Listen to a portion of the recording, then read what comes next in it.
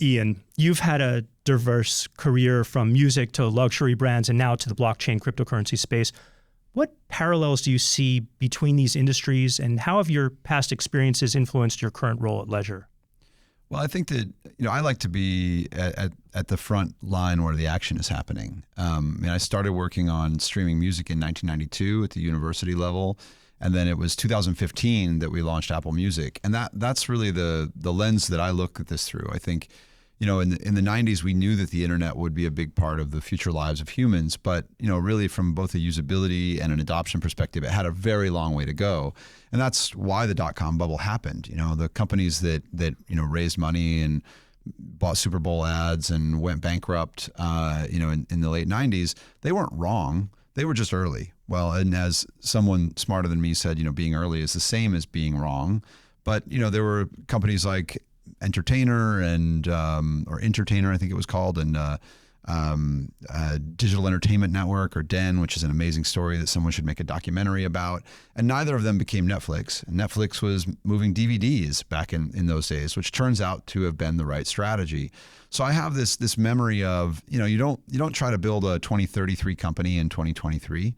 You have to approach the opportunity that's in front of you. And, it makes no sense to sort of throw up your hands and go, oh man, crypto is really hard to use. Guess what? Digital music was incredibly hard to use in 1998. We were ripping compact discs at the DOS command line. Yet today, if you say, hey Siri, play Tool comes out of your phone, and people get paid. And there's an entire infrastructure around that was truly unimaginable in 1998. In 1998, I went to the record labels and said, hey, we've got a very popular MP3 player called Winamp.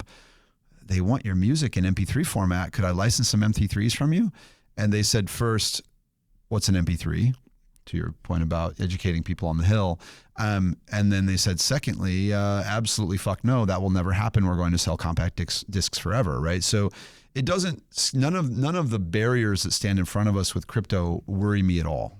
Because I remember when the internet I remember when you didn't say, go to my website, you said, there's this thing called the internet. And if you get a computer and a modem and an ISP and a web browser, then you can very slowly download this stupid website that's ugly that I made until your roommate picks up the phone and knocks you off the internet, right? I mean, that's not a very compelling value proposition, but so many of us saw this promise, of what that is. I mean, we dreamed, one day we'd have OnlyFans. No, just kidding. But that's actually the point, is that you go from kind of something that's infrastructure, or, and then, applications after application after application get built on top of it. So for me, I also think that the internet that we've ended up with is not the one that we dreamed of in the 90s, actually. In the 90s, we believed in free software, as in open source, not in free beer, but freedom. And that's I had a company in 2001. My friend Rob Lord and I, when we left AOL after the Nullsoft Winamp acquisition by AOL, we left AOL and started a new company called MediaCode. And the point of MediaCode was a loosely coupled value chain, where you could kind of wrap media in rights and then sort of sell them in a free market kind of way. Well, we thought that, perhaps, SOAP XML web services was the platform to do that on, but obviously we were wrong. Like we needed the kind of digital ownership and sovereignty that blockchains provide to achieve that original vision. So for me, I would say I always say that anyone who ever made a zine with a Sharpie and a photocopier understood the internet the day they saw it, right? Like if what you loved was, FM radio and newspapers, then the internet made no sense to you.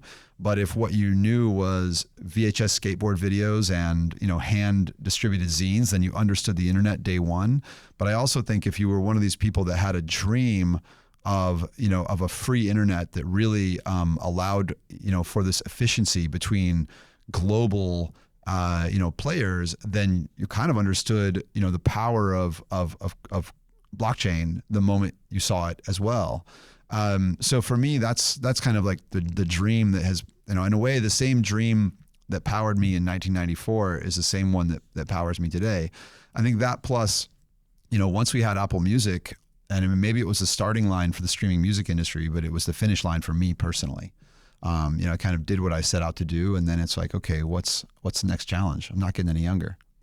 Well, first of all, thank you for keeping it edgy. I am certainly going to hold you to that. Please. And second of all, I think your insights and background really identify for us the challenges of developing and positioning a new disruptive technology for a non-technical audience.